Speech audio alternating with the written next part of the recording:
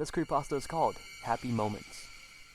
I live next to this old woman, and in exchange for borrowing some sugar on some trivial things, she asked me to listen to her story and tell it to the world. The following story is unedited and in her own words. As a young girl, I found myself wed to the nicest boy. I became pregnant soon after the wedding, but his family didn't seem to mind at all. They all seemed to love me. To formally introduce me into the family, I was invited to my husband's annual family reunion. All introductions were met with smiles and hugs, all save for his grandmother.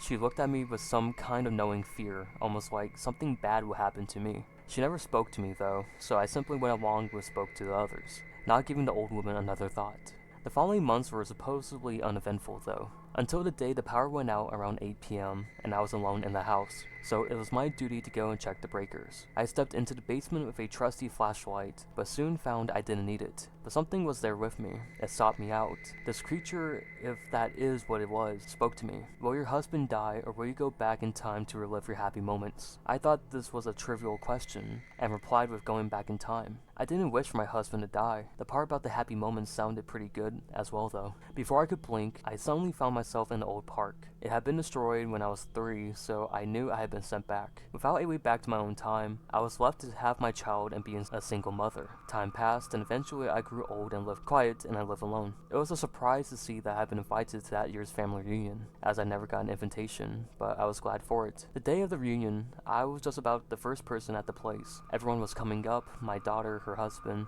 and then my newlywed grandson and his pregnant wife. She was being introduced to every person, one by one, and everybody loved her. I felt the pang of deja vu, but I thought nothing of it, until she was introduced to me. If only I could have noticed my look of fear as I gazed into my own eyes.